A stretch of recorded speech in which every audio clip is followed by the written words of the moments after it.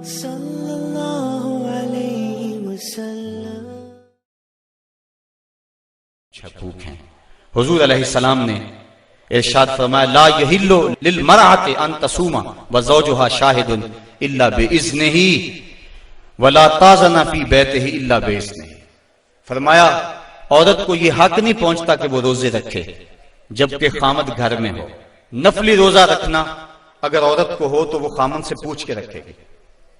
खामद की इजाजत और इज़्न के बगैर औरत रोजा भी नहीं रख सकती, क्योंकि खामद की रिजा का हासिल करना औरत के लिए बेहतर नफली इबादत है। इसलिए अगर खामद राजी नहीं है तो रोजा ना रखे, राजी है तो रख ले। और फरमाया हुजूर अलैहिस्सलाम ने दूसरी बात यह है कि वो उसके घर में जिसको वो नापसंद करता है उसको आने ना दे, इज़्न ना दे। और एक हदीस के अंदर ये लफ्ज हैं कि हुजूर अलैहिस्सलाम ने इरशाद फरमाया कि वो खामद के बिस्तर को रौंदने ना दे। यदि खामद जिस बिस्तर पर बैठता है, सोता है, आराम करता है, उस बिस्तर पे किसी को ना चढ़ने दे। और इस पर हजरत उम्मे हबीबा रज़ी अल्लाह ताला अन्हा का अमल हमारे सामने है। ये अबू सुफियान की बेटी हैं और हुजूर पर हजरत उम्मे हबीबा ईमान ले आती है, उनका शौहर भी ईमान ले आता है। जब हिजरत हबशा हुई तो ये दोनों मियां बीवी हबशा की तरफ हिजरत कर गए। कुछ अरसा वहां गुजरा। एक दिन हजरत उम्मे हबीबा सोई तो ख्वाब देखा है कि मेरे खामद का चेहरा बदल गया, तो सख्त परेशान हुई। सुबह उठी तो पता चला कि खामद ईसाई हो गया। किसी ईसाई के पास बैठना उठना था तो उसने अपना दीन बदल लिया। तो हजरत उम्मे हबीबा रज़ी अल्लाह ताला अन्हा अलग हो गई। कुछ अरसे के बाद खामद भी फौत हो गया। अब वहां परदेश में सारे जहान को छोड़कर वहां घर बस आया था, तो वहां वो तन्हा हो गई, तो सख्त परेशान थी। आका करीम अलैहिस्सलाम ने हबशा के हुक्मरान नजाशी के जरिए हजरत उम्मे हबीबा रज़ी अल्लाह ताला अन्हा को पैगाम निकाह भेजा। नजाशी ने एक लौंडी भेजी के जाके उम्मे हबीबा को कहो कि अल्लाह के नबी तुमसे निकाह करना चाहते हैं। अब हजरत उम्मे हबीबा की ज़बानी अगली कहानी सुनिए। कहती है, मैं घर में बैठी हुई थी कि बाहर दरवाजे पे दस्तक हुई।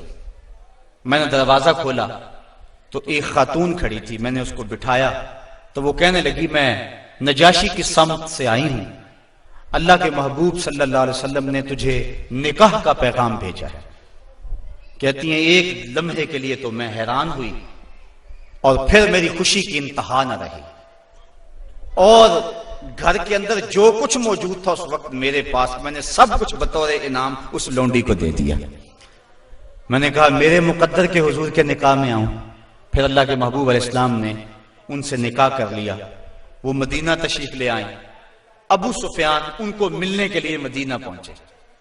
हुजूर अलैहिस्सलाम की चारपाई बिछी हुई थी, तो ये जाके बैठने लगे तो उन्होंने बिस्तर लपेट लिया। तो अबू सुफियान कहने लगा, रमला तुम्हें क्या हो गया? ये बिस्तर मेरे काबिल नहीं समझती हो या मुझे बिस्तर के काबिल नहीं समझती हो? तो हजरत उम्मे हबीबा कहने लगी कि ये बिस्तर अल्लाह के रसूल का है और मैं नहीं पसंद करती कि इसके ऊपर कोई मुशरक बैठे। तो कहने लगा अबू सुफियान कि तुम बड़ा बदल गई हो। फिर अल्लाह ताला ने उनको भी इस्लाम की बहारें अता फरमा दी। तो ये हक है खामद का बीवी के ऊपर के खामद के बिस्तर के ऊपर किसी को ना बैठने दे। अल्लाह के महबूब अलैहिस्सलाम ने फरमाया, अय्युमा इमरातिन मातत व ज़ौजुहा अन्हा रादिन दखलतिल जन्नह। वो औरत जो इस हाल में मरी कि उसका खामद उस पे राजी था, फरमाया वो औरत सीधी जन्नत में जाएगी। और एक रिवायत में ऐसा है कि 4 शख्स ऐसे हैं कि जिनको जन्नत में जाने में कोई रुकावट नहीं होगी। उनमें से एक वो शख्स जिसने अपने वालिदैन की खिदमत की और वालिदैन उस पर राजी हुए। दूसरा वो शख्स जिसके बाल बच्चे ज्यादा थे, ज़राए आमदनी थोड़े थे, लेकिन उसने बच्चों के पेट में हराम का एक लुकमा भी नहीं जाने दिया। तीसरा वो शख्स जिसने ऐसी पक्की तौबा की, गुनाहों की तरफ दोबारा पलटना उसके लिए इतना ही मुश्किल है जिस तरह थनों से निकले हुए दूध को वापस किया जाए। और चौथी वो खातून के जिसने अपनी सारी मोहब्बतें अपने खामद पे नछावर कर दी और इस हाल में फौत हुई कि उसका खामद उस पर राजी था। फरमाया इन चारों को जन्नत में जाने से कोई भी नहीं रोक सकता। तो औरत की जन्नत मर्द है, अगर वो मर्द को राजी कर देगी तो जन्नत की राहों की मुसाफिर है। और अगर वो अपने शौहर को राजी नहीं कर पाती तो अल्लाह के महबूब अलैहिस्सलाम ने फरमाया मैंने कसरत के साथ औरतों को दोज़ख में देखा है। अर्ज़ की हुजूर किस वजह से? फरमाया एक तो कसरत से लानत करने वाली होती है और दूसरा खामद की नाशुक्री करने वाली होती है। ये दो बद खसलतें औरत में ऐसी हैं जो औरत को जहन्नम का ईंधन बना देती है। वरना औरत जो अपने खामद और शौहर के साथ वफा करती है। किसी बुजुर्ग ने कहा कि औरत ने दो बोल बोले कि मैं तेरी हूं, फिर जमाना बदल गया वो ना बदली, उसने वफा की हद कर दी। तो वो बुजुर्ग कहते जिस तरह औरत ने वफा की हद कर दी, अगर बंदा अपने रब से हद कर दे यूं वफा की तो अल्लाह कितना करम उसके ऊपर फरमाए। अब औरत दुख भी सहती है, तकलीफें भी सहती है, लेकिन अपने उस कौल से नहीं फिरती, बदलती नहीं है। उसकी आरज़ू ये होती है इस घर में सुर्ख जोड़ा पहन के आई थी, सफेद लिबास लेकर निकलूं इस घर से, ये उसकी आरज़ू होती है। और किसी औरत की ये खुशकिस्मती है।